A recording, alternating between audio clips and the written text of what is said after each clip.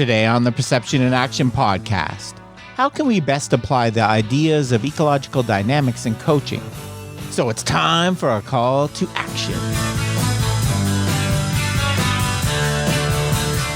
Hi, this is Rob Gray from Arizona State University. I've been on a now over 25-year journey as a researcher, professor, and high-performance consultant to understand how we acquire and adapt our perceptual motor skills.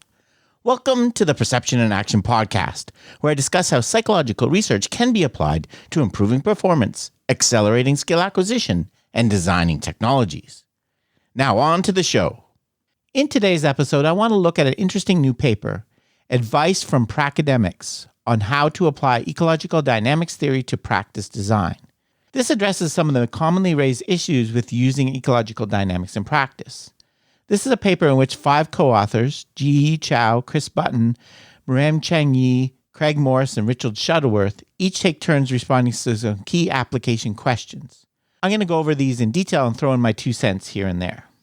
So, the focus of this paper is the practical application of the constraints-led approach in nonlinear pedagogy, which I both covered in detail in many previous episodes. First, the authors identify some of the key overall issues. The anxiety of not being in control when designing practices and therefore not being 100% sure how learners would respond to interacting constraints are real. Also, the time needed to allow for exploration may not be a luxury that many practitioners have, and when syllabi are allowed to be followed and where there are certain preconceived milestones or learning outcomes that need to be achieved. Some may also criticize that the amount of preparation needed to enact a CLA or nonlinear pedagogy session could be huge and not easily managed on a regular basis. Specifically, in the cauldron of high-performance sport where the stakes of optimal athlete preparation are so high, one can sympathize with the coach for playing it safe and sticking with tried and trusted learning approaches rather than dabbling in the CLA or nonlinear pedagogy." End quote. They next go on to answer 5 specific questions. 1. What are the struggles that practitioners may have with pedagogical approaches based on ecological dynamics? 2. Why are there these struggles? 3. Where and how does the theory come in to help practitioners support their practice? 4. Is there a place for theory in professional development for practitioners? And 5. What are the considerations to help practitioners enact pedagogical approaches based on ecological dynamics to support teaching? Okay, let's start with question 1. What are the struggles that coaches have with ecological dynamics? Chris Button identifies the challenge of devoting enough time to planning and adapting coaching sessions. A common misconception is that an approach like nonlinear pedagogy that is founded upon a principle like self-organization can be done with minimal preparation. However, the more experience of coaching with delivering ecological dynamics I developed, the more I realized it's important to spend time thinking in advance how to best deliver the session, even if the product is usually different to what was planned. Similarly, once I have delivered a session, I need to be more consistently note down what went well and what did not. I think I rely a little too much on memory and my perceptions of how things went, rather than systematically planning and reflecting on the process, successes, and failures. This is something I see a lot too. While most coaches quickly grasp the idea of constraints and self-organization, it takes much longer for them to fully understand the logic and how to use the CLA for a particular individual. It actually takes a lot of time and effort in thinking up a good constraint for a different person. For example, in the past, it's not been uncommon for me to demo a constraint like the connection ball for baseball pitching and then come back the next day and see it being used on everyone. Constraints need to be individualized for each athlete based on data and observation, which takes time. Right? You can't just jump on the field and throw a small-sided game or a heavy ball and expect to see the real results of a constraints-led approach. You have to take a principled approach to the design. This leads to another big problem identified that is very common among coaches: measurement and assessment. This inadvertently also leads to an issue of assessment and how practitioners share that they are sometimes constrained by assessment rubrics that emphasize the attainment of some expected movement form, especially in fundamental or foundational movement skills. Assessment shapes behaviors and teaching behaviors, and thus an assessment that is focused on adaptability would be aligned to the design principles for nonlinear pedagogy, as an example, rather than one that focuses on movement form replication. Metrics that are often sought in tasks undertaken in impoverished environments and are supported by evidencing a growth knowledge about a specific technique, play, or discipline through the spoken word. Amidst systems and cultures that prioritize hierarchies, prescription, control, and predictability to forecast future successes and showcase return on investment, an ecological dynamics practitioner can face the struggle in aligning with what is seemingly valued by vast swaths of sporting domains. For me, the key here is we need to be creative in our assessment as we are in designing our practices and our constraints.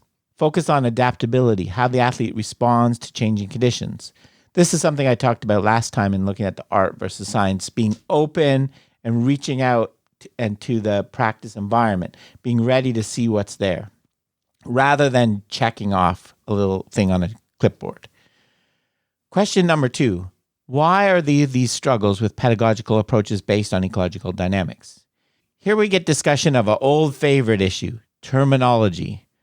There are probably a few reasons. It is possible that these terms may not have been explained properly to practitioners or in a way that is too technical that, without adequate prior knowledge about the theoretical constructs, could lead to confusion in understanding what CLA and nonlinear pedagogy represents. Or in other instances, the prior knowledge may be superficial, knowing the terms per se, but not really what the concepts mean and how they would impact practice design. And thus, there is a lack of clarity in how the ideas are utilized. For me, I've talked about my opinion on the terminology issue before. I get only stronger in my opinion over this. And, I really like, my favorite discussion of this was talking with Franz Bosch, right? Is Franz Bosch his point is, you don't walk up and expect to be taught how to do brain surgery in a weekend seminar. It's a complicated science, right? It takes time. You need to put effort into understanding the terminology and the theory before you can apply it effectively. So I stay firm to my belief that you really do need to put some time into understanding the terminology, and using them terms consistently is important. Another big issue raised was letting go of control. Letting go of control would seem to be the hardest thing to do, even though it seems to be the right thing in their mind. Thus, they may resort to copying and pasting learning activities they know work when demonstrated by others. Another reason why coaches may choose not to adopt ecological dynamics approaches could be associated with expectations from parents and others around, especially for paid programs. For example, a coach once shared how he agreed with this approach, but he was hesitant to implement, as many parents may complain, if it looked like he was not teaching and if the class looked messy. This is something I've talked about in the past that I've experienced myself when coaching kids sport. I often get the comment, when are you going to start coaching? It looks like they're just playing around. Resultantly, the ecological dynamics practitioner may find themselves unable to show cause and effect of their coaching in a way that's valued by the key stakeholders, club, program, federation, parents, etc.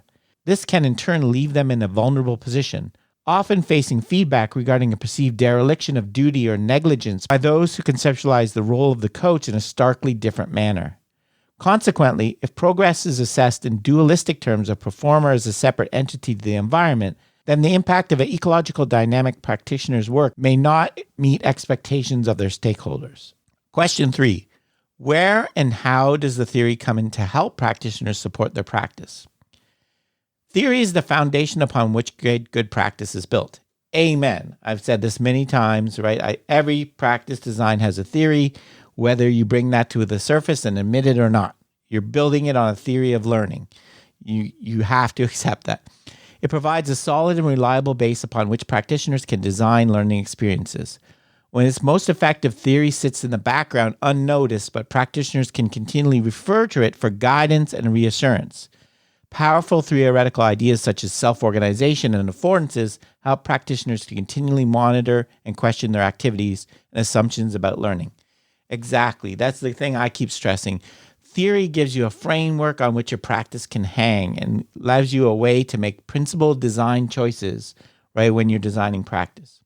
In my view, there's a tendency for practitioners to use approaches that intuitively work for them, or if they believe that the pedagogical practices used are tried and tested. Thus, they may be able to know what or even how to teach or coach, but lack understanding of the why. It is this important to know the why of what they do. I believe understanding why the design learning tasks in specific ways would give them greater adaptability in adjusting their practices to meet the needs of the learner. As I always say, I'm trying to make you a chef, not just copy recipes. Right? Understand what the ingredients are doing so you can redesign and come up with your own ideas yourself. Quote, theory has played a pivotal role in shaping why I coach the way I coach, whilst also enhancing confidence in my approach. Furthermore, it has invited me to co-create this why with athletes, sharing our perceptions of what sport is and reflecting on how congruent our practice methodologies are in preparing for skilled performance in competition. In essence, it is an anchor of reference for practitioners in the loop of observe to design, design to observe. End quote. There exists a need for an experienced facilitator who can develop trust and caring relationship that allows him or her to elicit a coach's existing perceptions, views, and beliefs, and begin to question key assumptions in a safe, open, yet uncertain environment.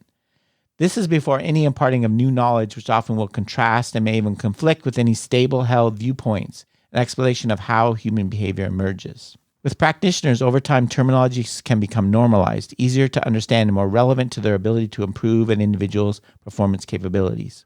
If the practitioner possesses a natural interest that is motivated to pick up knowledge and acquire understanding of ecological dynamics, they become more motivated to establish deeper personal interpretations and meaningful connections. This is something, again, I've seen myself, right? Continually using the term constraints, right, in the way that it's defined, right? I see and affordances. I've seen multiple times, coaches begin to use this language, right? It becomes a part of your culture. Right? You can build on that. Question number 4, is there a place for theory in professional development for practitioners? Here's Rick Shuttleworth's answer. Practitioners can operate and develop themselves in the absence of a theoretical model of the learner, and indeed might have done that. However, professional development infers that practitioners are systematically preparing themselves to operate at a high level. In such a case, then theory informs evidence-based practice and is a valuable place in a practitioner's toolbox. Whether it's coaching a junior football team or a National League futsal squad, I have found reassurance in my own professional development that has been informed by scientific theory. Amen. Great quote. I agree, and I would emphasize, I don't think anybody coaches without a theory. Your theories have become assumptions. Practitioners must go beyond the copy and paste approach of delivering practices, as this would not adequately account for the dynamism that we would observe in all teaching and learning contexts, where learning environment mutuality is inherently present. It's important for practitioners to know that they're designing the practice in a specific manner. Again, that's where theory comes in. Question 5. What are the considerations to help practitioners enact pedagogical approaches based on ecological dynamics to support teaching and learning? Why are these important considerations? Practitioners can choose to be passengers, i.e. passive in this journey of understanding, or they can equip themselves to augment the trip and become active partners alongside the learners. The biggest challenge is the fear of letting go on part of the practitioner. There's typically a strong desire to prescribe how learning should exactly occur for the learner, which leads to a teacher-centered approach. The practitioner prescribes instructions that dictates the expected movement form expected from the learners without accounting for individual differences in the learning context. There's need to be the holder of knowledge and experience on how learning should be undertaken. Thus, it would need a mindset change on the part of the practitioner to be comfortable being uncomfortable, to let learners explore their own movement solutions to accomplish task goals set out in the session, without holding prescriptive informational constraints to tell a learner exactly how to solve a movement problem is something that practitioners may need to get used to doing. That said, the coach is aware that when they coach sport and they're outside their comfort zone, they resort to explicit direct approaches to assure themselves that they're missing anything, repeating the technical knowledge to show apparent competency. Within the realm of exploring ecological dynamics principles of learning, coaches can become more relaxed in their approach and recognize the knowledge about has now been replaced by their search to discover the knowledge of. Investment of time, thinking differently, and creating representative learning designs. Okay, so those are the answers to the questions. There's a lot more. I would encourage you to read the paper. It's a really, really good read. Just to kind of sum up, we realize that many of you also find yourself disappointed if you expected a detailed recipe of how CLA and nonlinear pedagogy can be enacted from this paper. However, as we have explained, such predetermined and mechanistic solutions are counter to the theoretical assumptions that underpin the ecological dynamics approach. Instead, our aim was to encourage you to shift your mindset away from concepts like prescription and standardization towards practices that emphasize and support adaptability. Finally, we humbly recognize that we do not have all the answers to many of the important questions that have emerged. End quote. So overall, I think this is a really good paper that takes, this honestly, right? It doesn't just give you simple answers, right? There are no simple answers to this, but having a theory and a strong foundation and sticking to it, to me, is the key to how to successfully apply. Okay, that's it for today's episode. Remember, you can contact me at robgray@asu.edu or follow me on Twitter at ShakyWeights. To find out more about the podcast, please check out perceptionaction.com. Finally, to support the podcast and receive bonus materials, including a monthly coaches meetup, please head over to patreon.com/perceptionaction. This is Rob Gray from ASU. Cheers for now, and keep 'em coupled. Gone through St. Louis.